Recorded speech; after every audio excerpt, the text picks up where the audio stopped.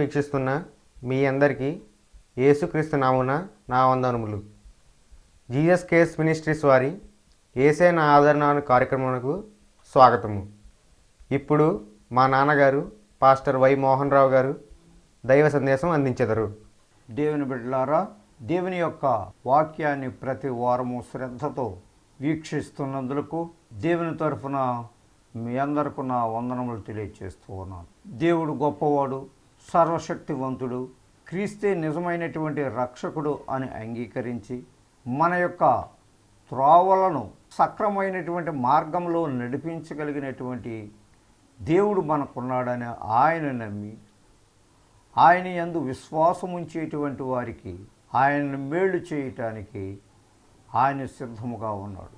యేసుక్రీస్తు అంటే ఎవరో ఇంకనూ కూడా తెలుసుకోలేనటువంటి వారు చాలామంది ఈ లోకంలో ఉన్నారు.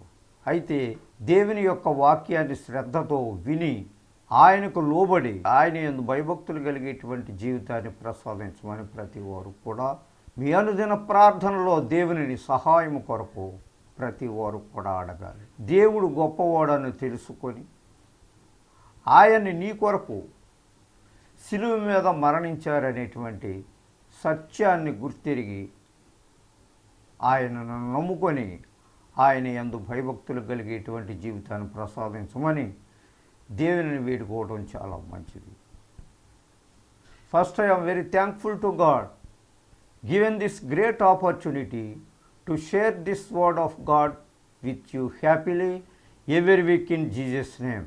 ఈ సమయాన్ని దయచేసినటువంటి దేవునికి, ఈ వాక్యాన్ని మీతో పంచుకోవడానికి దేవుడిచ్చేటువంటి ఈ సమయాన్ని బట్టి దేవునికి ఎన్నో వందనాలు తెలియజేస్తూ ఉన్నాను. వాక్యాన్ని చదువుకునే ముందు చిన్న ప్రార్థన చేసుకుందాం. అందరూ తలలు వంచి కండ్లు మూసుకొనవలసిందిగా కోరుచున్నాను. ప్రేమ కలిగిన మా యేసయ్య, కృప కలిగిన మా తండ్రి, మీ కృపగలకు మీకే స్తుతులు స్తోత్రములు చెల్లించుకుంటున్నాం నాయన.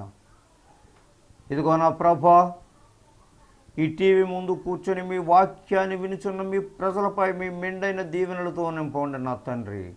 మీ ప్రియబిడ్డలు ఎవరైతే ఆర్థిక ఇబ్బందులతో బాధపడుచు ఉన్నారో నా తండ్రి, వారి యొక్క ఆర్థిక ఇబ్బందుల నుంచి మీరు లేవనెత్తండి, సహాయం చేయండి. వ్యాధిగ్రస్తులను ముట్టండి. మీ గాయపడిన హస్తముతో నా ప్రభువా వారిని ముట్టి వారికి స్వస్థత అనుగ్రహించండి ప్రభువా. ఎవరైతే ఇతరులకు చెప్పుకోలేనటువంటి బాధలలో ఉన్నారో, వేదనలో ఉన్నారో, శోధనలో ఉన్నారో నా ప్రభా, వారి యొక్క బాధలను, వేదనలను, శోధనలను తప్పించండి. సాతాను శోధనలకు కూరుకోకుండా మీరు సహాయం చేయమని ఈ చిన్ని మనల్ని పరలోక సన్నిధిలో చేరనేమని మా ప్రభును ప్రియకుమారుడనైన యేసునామమున వేడుకుంటున్నాము తండ్రి, ఆమేన్. దేవుడు మరి నాకు ఏ విధమైనటువంటి సహాయం చేయటం లేదు. దేవుని నేను ఎప్పుడో ఎంతో కాలం నుంచి ఆయన నమ్ముకున్నాను, మారు మనసు పొందాను, రక్షణ పొందాను అనేటువంటి మాటలను మనము తరచూ వింటూ ఉంటాం. అయితే దేవునికి ఇష్టపడక ఏదో సమాజం గురించి అతని యొక్క చెడ్డను కప్పిపుచ్చుకోవడానికి నామకాహ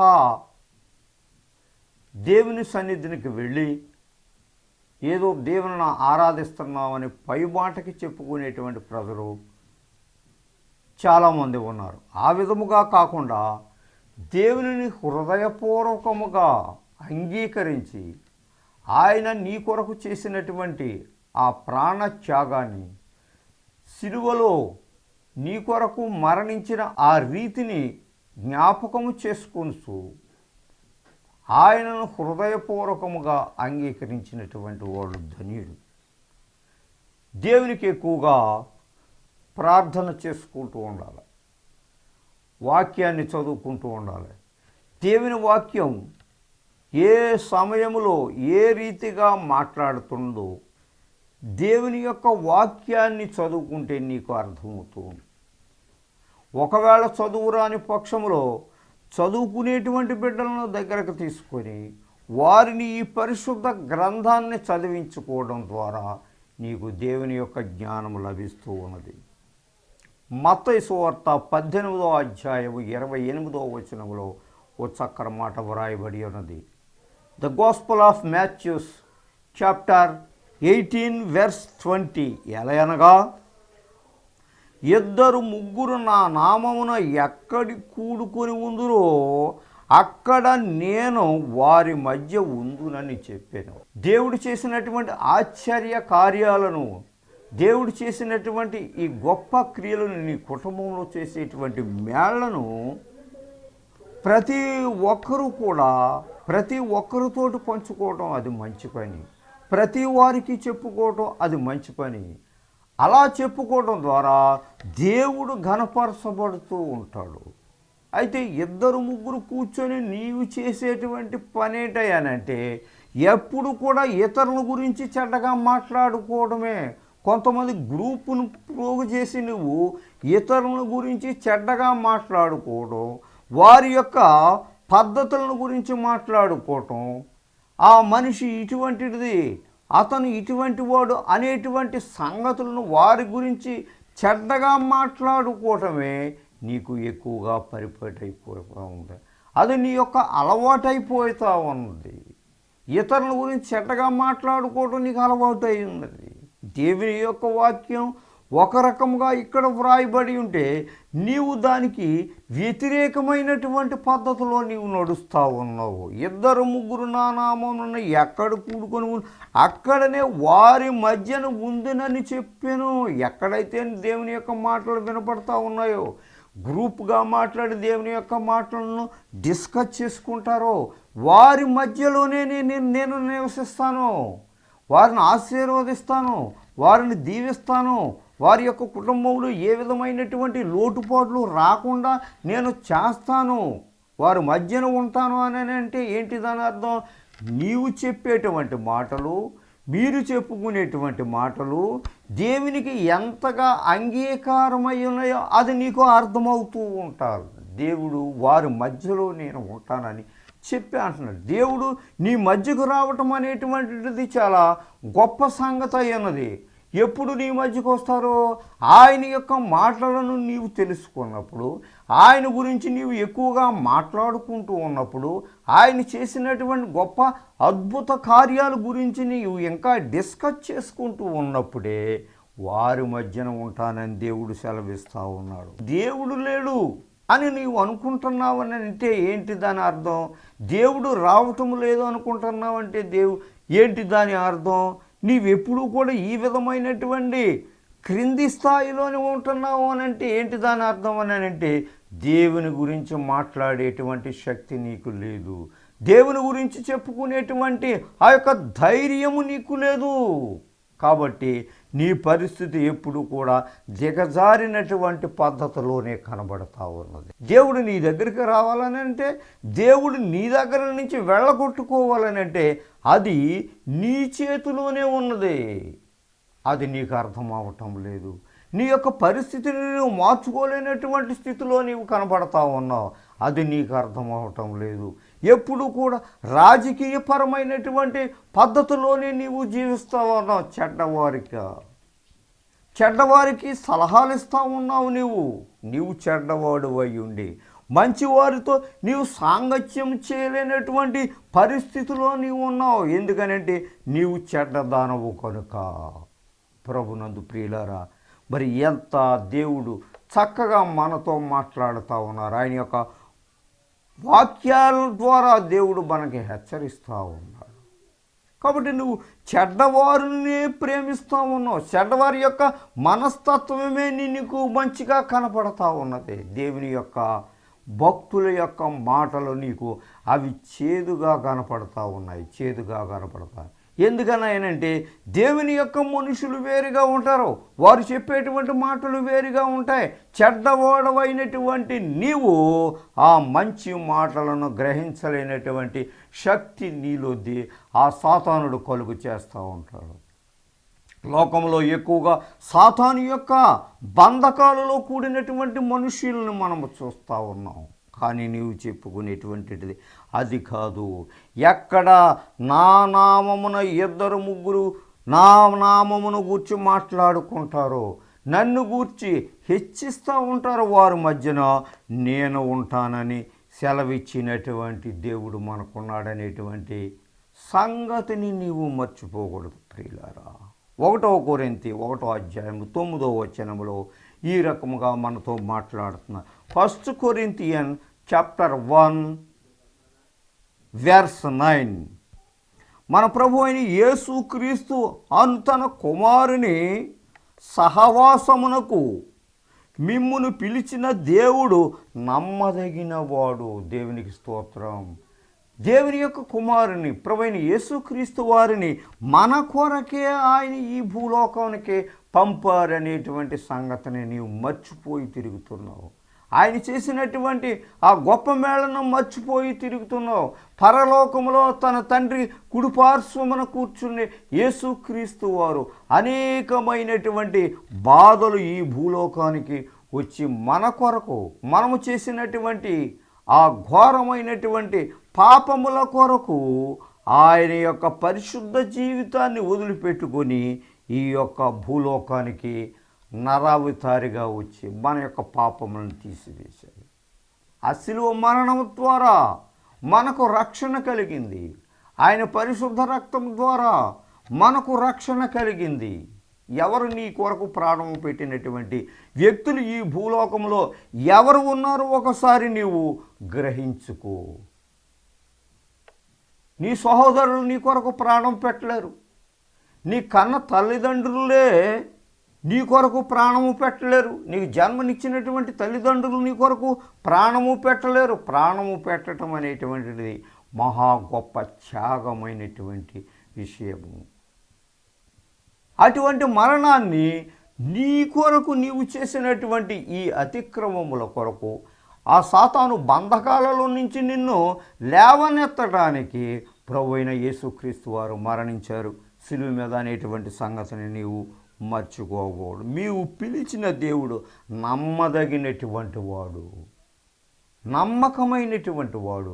ప్రాణాన్ని ఇచ్చినటువంటి యేసుక్రీస్తు వారు నాకున్నారు. ఆయనను నమ్ముకోవడం, మారు మనసు పొందటం అనేటువంటిది నాకు అవసరము అని ప్రతి వారు కూడా ఈ యొక్క పాత జీవితాన్ని వదిలిపెట్టి నీవు క్రొత్త జీవితాన్ని తెచ్చుకో. ప్రభు అయినటువంటి యేసుక్రీస్తు వారిని నీవు సాదృశ్యంగా తీసుకొని ఆయనలో రక్షణ పొందటానికి నీవు అంగీకరించు. కాబట్టి తన కుమారునిలో సహవాసమునకు మిమ్మల్ని పిలిచినటువంటి దేవుడు నమ్మదగినవాడు. ఆయనతోటి సహవాసం చేసినటువంటి వాడవైతే నీవు ఒక మంచి వ్యక్తితో సహవాసం చేయాలనేటువంటి కోరిక నీకు ఏర్పడినప్పుడు ఆ వ్యక్తి ఎటువంటి వాడో నీకు అర్థమవుతూ ఉంది. ఈ భూలోకములో ఒకరితోటి ఫ్రెండ్షిప్ సహవాసం చేయాలని నీవు తలంచినప్పుడు ఆ వ్యక్తి యొక్క అడుగుజాడలలో నీవు నడుచుకుంటేనే నీవు సహవాసం చేయగలవు. లేకపోతే అతను నిన్ను రానీయడు. ఎందుకనంటే నీవు మంచివాడవైతే ఆయన రానిస్తూ ఉంటాడు, నీవు చెడ్డవాడైతే మంచివాడు రానియడు. కాబట్టి ప్రభు అయిన యేసుక్రీస్తు వారు మన కొరకు ఆయన ప్రాణం పెట్టారు కనుక ఆయన త్యాగం చేశారు మన కొరకే. అంతేకాదు ఆయన సహవాసమునకు మిమ్మల్ని పిలిచినటువంటి దేవుడు. నాతో సహవాసానికి రా, నా యొక్క వాక్యాన్ని విను, ఆ యొక్క బైబిల్ గ్రంథాన్ని నీవు చదువుకో, పరిశుద్ధ గ్రంథంలో ఉండేటువంటి మాటలు ఏ రకముగా ఉన్నాయో నీవు తెలుసుకో. ఒకసారి నీవు ఆలోచన చేయి, నీవు నాతో సహవాసం చేయి. నేను నమ్మదగినటువంటి దేవుడును, నీ బాధల నుంచి విడుదల చేసేటువంటి దేవుడును, నీ ఆర్థిక ఇబ్బందుల నుంచి నిన్ను విడుదల చేసేటువంటి దేవుడును, నీ స్థితిగతులను మార్చగలిగినటువంటి దేవుడును, నేను నమ్మదగినటువంటి వాడను. ఇటువంటి నమ్మదగినటువంటి దేవుని నీవు విడిచిపెట్టి నీ ఇష్టానుసారమైనటువంటి జీవితంలో నీవు జీవిస్తూ ఉన్నావు. అలా జీవించినట్లయితే నీవెంతసేపు కూడా ఆ భ్రష్టకరమైనటువంటి జీవితాల్లోనే ఉంటున్నావే తప్ప దేవుని యొక్క జీవితంలో దేవుని యొక్క మాటలను వినేటువంటి శక్తిని నీవు కోల్పోతూ ఉన్నావు. 1వ యోహాను 1వ అధ్యాయము 7వ వచనములో ఈ విధముగా వ్రాయబడి ఉన్నది. 1 John chapter 1 verse 7.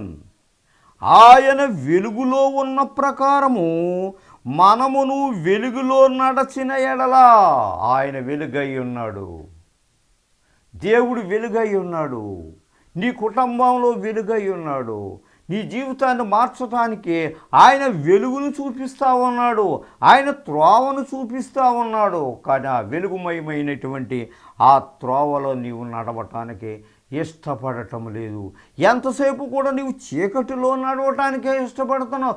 ఎంతసేపు కూడా నీవు సైతాను యొక్క శోధనలు, చీకటిమయమైనటువంటి ఆ పనులు చేయటానికే నీవు ఇష్టపడతా ఉన్నావు.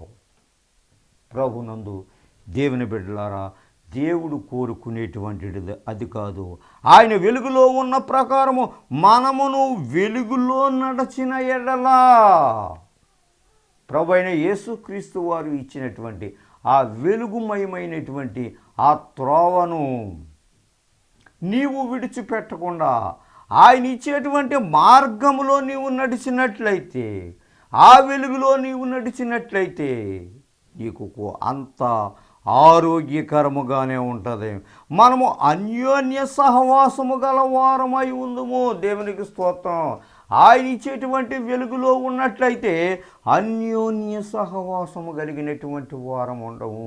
అంటే అమితమైనటువంటి ప్రేమ, అమితమైనటువంటి సహవాసము నిన్ను బయటకు నెట్టవేయలేనటువంటి స్థితిలో నీవు ఉంటావు. ఎందుకంటే ఆయన ఇచ్చేటువంటి ఆ వెలుగులో నడిచేటువంటి ఆ యొక్క సత్క్రియలు నీలో ఉన్నట్లయితే వెలుగులో నడవగలుగుతావు. నువ్వు మంచివాడువై ఉన్నట్లయితే, మంచి మనసు నీ దగ్గర ఉన్నట్లయితే, దేవుడిచ్చేటువంటి ఆ యొక్క మనసు నీ దగ్గర ఉన్నట్లయితే, మంచి మనసును నీవు ఉపయోగించుకున్నట్లయితే ఏమంటున్నారు ఇక్కడ?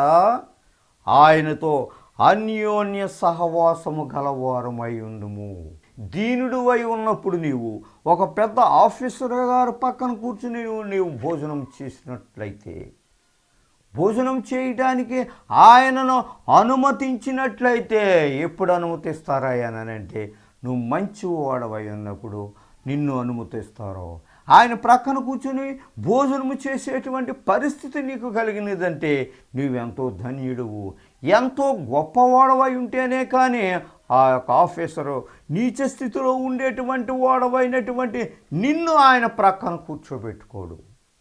అలాగే దేవుడు కూడా నీవు మంచివాడవై ఉన్నట్లయితే, ఆయన నమ్ముకునేటువంటి బిడ్డవై ఉన్నట్లయితే, సాతాను శోధనలకు దూరముగా ఉన్నట్లయితే నిన్నేం చేస్తానన్నట్లే అన్యోన్య సహవాసము కలిగినటువంటి వారమై చేస్తాను. ఆయన యొక్క ప్రక్కన కూర్చోబెట్టుకుంటాను. బైబిల్ పట్టుకొని వెళ్ళిపోవటం కాదు. నీ మనసు నీచమైనటువంటి పనులనే చేస్తూ ఉన్నది ఇప్పటికీ కూడా. కానీ పరిశుద్ధ గ్రంథాన్ని చేతపుచ్చుకొని నీవు నడుస్తూ ఉన్నావు. అయినా నీ లోపల ఇంకా సాతానుడు పని చేస్తానే ఉన్నాడు, సాతాను క్రియలను పని చేస్తానే ఉన్నాయి. ఇతరులకు మంచి దేవుని మాటలను ఏదో నీకు వచ్చినట్టుగా నీవు బోధిస్తానే కనపడుతున్నావు. కానీ నీ మనసు ఎల్లప్పుడూ కూడా తెలుసుండి ఏం చేస్తున్నావు? సాతాను క్రియలను జరిగిస్తూ ఉన్నావు. నీవు సాతాను పనులకి నీవు ఓటు వేస్తూ ఉన్నావు. సాతాను వైపే నువ్వు మొగ్గు చూపుతూ ఉన్నావు. కానీ నీ చేతిలో ఏం కనపడుతుందే? ఆయన ఇచ్చేటువంటి పరిశుద్ధ గ్రంథాన్ని సంకన వేసుకొని నీ యొక్క బాటను నడిపిస్తూ ఉన్నావు. అంటే ఆయన ఇచ్చేటువంటి పరిశుద్ధ గ్రంథాన్ని నీవు ఎంత మాత్రాన్ని కూడా నువ్వు ఫాలో అవటం లేదు. కానీ అంతరంగంలో ఏం చేస్తున్నావు అంటే సాతానునే నీవు ఫాలో అవుతూ ఉన్నావు. కానీ అది ఒకానొకప్పటికి అది నీకే నష్టం కలుగుతుంది. అటువంటి నష్ట పరిస్థితిలో నీవు ఉండొద్దని దేవుడు నిన్ను హెచ్చరిస్తూ ఉన్నాడు. నాతో సహవాసము కావాలి, సహవాసం చేయటానికి నా బిడ్డను నేను అంగీకరిస్తున్నాను అని దేవుడు ఆయన మార్గాన్ని నీ కొరకు తెరిచిపెట్టి ఉంచాడు. ఆయన మార్గంలో నడవాలని ఆయన ఇష్టపడుతూ ఉన్నాడు. కానీ నీవు ఇష్టపడటం లేదు ఆయన వెలుగులో నడవటానికి. ఆయన ఇచ్చేటువంటి సహవాసములో నీవు కూర్చోవడానికి నీవు ఇష్టపడటం లేదు. ప్రభునందు ప్రియులారా, దేవుడు చెప్పేటువంటి మాటలు ఎంతో స్పష్టమైనవి, ఎంతో ఉపయోగకరమైనటువంటివి.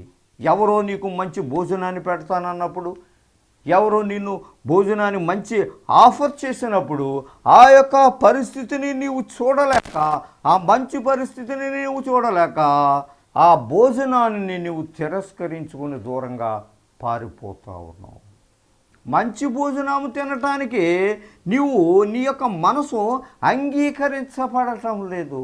ఎందుకనంటే ఆ యొక్క వ్యక్తి దగ్గరకు నువ్వు వెళ్ళలేక నీ యొక్క సాతాను క్రియలకు లోనే నువ్వు దూరంగా పారిపోతున్నావు. అది ఎవరికి నష్టం? నీకే నష్టం. అయితే ప్రభువైన యేసుక్రీస్తు వారు నిన్ను చూసి ఇంకనూ కూడా జాలిపడుతూ ఉన్నారు. ఎందుకనయ్యానంటే మంచి భోజన పదార్థంలో నీకు పెడతాను అని ఒక వ్యక్తి నీకు చెప్తా ఉన్నప్పుడు ఆ వ్యక్తి నుంచి దూరంగా పారిపోతున్నావు. అలాగ పారిపోవటం ద్వారా నువ్వు నష్టపోతావు. ఆ బానితో సహవాసం చేసి ఆయన పెట్టేటువంటి భోజన పదార్థాలు తింటే నీకు ఎంతో హాయిగా ఉంటుంది.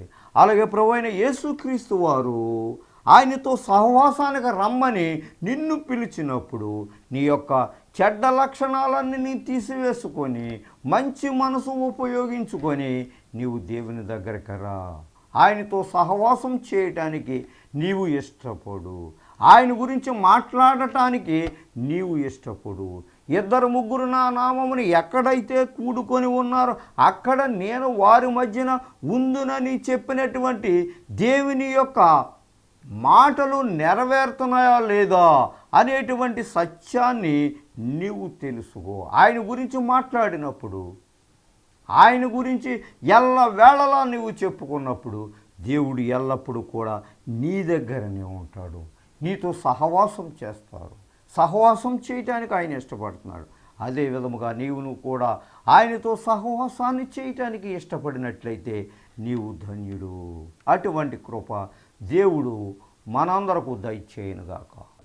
రోమేయులకు రాసిన పత్రిక 12వ అధ్యాయము 3వ వచనం నుంచి 10వ వచనం వరకు ఇలా రాయబడి ఉన్నది. తన్ను తాను ఎంచుకొనదగిన దానికంటే ఎక్కువగా ఎంచుకొనక దేవుడు ఒక్కొక్కనికి విభజించి ఇచ్చిన విశ్వాస పరిమాణ ప్రకారము తాను స్వస్థబుద్ధి గలవాడుటకే తగిన రీతిగా తాను ఎంచుకొనవలనని నాకు అనుగ్రహింపబడిన కృపను బట్టి మీలో ఉన్న ప్రతివానితోనూ చెప్పుచున్నాను. ఒక్క శరీరంలో అనేక అవయవములు ఉండెనను ఈ అవయవములన్నిటికీ ఒక్కటే పని ఎలాగ ఉండదో అలాగే అనేకులమైన మనము క్రీస్తులో ఒక్క శరీరముగా ఉండి ఒకరికొకరము ప్రత్యేకముగా అవయములై ఉన్నాము. మనకు అనుగ్రహింపబడిన కృపను చొప్పున వేరువేరు కృపావరములు కలిగిన వారమై ఉన్నాము. కనుక ప్రవచన వరమైతే విశ్వాస పరిమాణం చొప్పున ప్రవచింతుము, పరిచర్య అయితే పరిచర్యలోను, బోధించేవాడైతే బోధించట్లోను, హెచ్చరించేవాడు హెచ్చరించట్లోను పని కలిగి ఉందుము. పంచిపెట్టేవాడు శుద్ధ మనసుతోనూ, పై విచారణ చేయవాడు జాగ్రత్తతోనూ, కరుణించేవాడు సంతోషంతోనూ పని కలిగి ఉందుము. మీ ప్రేమ నిష్కపటమైనదై ఉండవలను. చెడ్డదాన్ని అసహించుకుని మంచిదాన్ని హత్తుకుని ఇండుడి. సహోదర ప్రేమ విషయంలో ఒకని యందొకడు అనురాగము గలవారే, ఘనత విషయంలో ఒకరినొకడు గొప్పగా ఎంచుకొనుడి. చిన్న ప్రార్థన చేసుకుందాం. లేదా అందరూ తలలు ఉంచి కండ్లు మూసుకొనవలసిందిగా కోరుచున్నాను. ప్రేమ కలిగిన మా తండ్రి, కృప కలిగిన మా ప్రభువా, ఇంతవరకు మీ ప్రియ బిడ్డలతో మాట్లాడారు నాయన. మీతో సహవాసం చేసినట్లయితే నా ప్రభు అన్యోన్య సహవాసం కావాలని కోరుతూ ఉన్నారు నాయన. అటువంటి సహవాసము నా ప్రభువా నీ ప్రియ బిడ్డలకు ఎవరికైతే మీతో సహవాసం చేయలేకుండా ఉన్నారో ఒకసారి వారితో మీరు మాట్లాడండి నాయన. వారి యొక్క హృదయాలను తెరవండి తండ్రి. వాక్యం ద్వారా వారితో మాట్లాడండి. వారి యొక్క మనసులను మార్చండి. వారి యొక్క ఉద్దేశ్యములను మార్చండి. వారి యొక్క సొంత నిర్ణయములు తీసివేసిన ప్రభువా మీ మీద ఆనుకునేటువంటి ఆ యొక్క పరిస్థితిని ప్రతి ఒక్క బిడ్డకు దయచేయండి. మారు మనసు లేనటువంటి వారికి మారు మనసును దయచేయండి. రక్షణ భాగ్యము లేనటువంటి వారికి మీ రక్షణ భాగ్యాన్ని చూపండి. ఈ సమయంలో నా ప్రభా వ్యాధిగ్రస్తులను ముట్టండి నా ప్రభా. దీర్ఘకాలికమైనటువంటి వ్యాధులతో బాధపడుతూ ఉండేటువంటి వారిని మీ కన్ను దృష్టి వారిపై ఉంచండి. వారి యొక్క గాయముల నుంచి స్వస్థత అనుగ్రహించండి నాయన. కుటుంబంలో ఆర్థిక సమస్యలతో బాధపడుతుంది వారి యొక్క ఆర్థిక సమస్యల నుంచి లేవనెత్తండి. తద్వారా మీరే గొప్ప దేవుడు, సత్యవంతుడు నాకున్నారనేటువంటి సత్యాన్ని వారు గుర్తిరిగి మీ అందు భయభక్తులు కలిగేటువంటి జీవితాన్ని ప్రతి ఒక్క బిడ్డకు దయచేయమని ఈ చిన్ని మనల్ని పరలోకంలో చేరనమని మా ప్రభువును ప్రియకుమారుడైన యేసునామమున వేడుకుంటున్నాం తండ్రి. ఆమేన్. మన తండ్రి అయిన దేవుని ప్రేమ, కుమారుడైన యేసుక్రీస్తు వారి యొక్క కృప, పరిశుద్ధాత్మ యొక్క అన్యోన్య సహవాసము మనకును ఆయన నమ్మిన బిడ్డలకు, ముఖ్యంగా ఈ టీవీ ముందు కూర్చొని మీ వాక్యాన్ని వినుచున్న మీ ప్రియ బిడ్డలపై మీ మెండైన దీవెనలతో నింపుముగాక. ఆమేన్. God bless you all. మీ అందరికీ నా వందనాలు. దైవ సందేశం విని దైవ దీవెనలను పొందారని నమ్ముచున్నాము. సలహాలకు, సందేహాలకు, ప్రార్థన అవసరతల కొరకు సంప్రదించవలసిన చిరునామా పాస్టర్ వై మోహన్ రావు గారు, Jesus cares ministries, Dommeru post 534351, Kovvur mandal, west Godavari district, Andhra Pradesh, S India. Our phone number 9652128511. Our email address mohany7@yahoomail.com. మా చిరునామా పాస్టర్ వై మోహన్ రావు గారు, Jesus cares ministries, Dommeru post 534351, Kovvur మండలము, పశ్చిమ గోదావరి జిల్లా, ఆంధ్రప్రదేశ్, ఎస్ ఇండియా. మా ఫోన్ నంబరు 9652128511.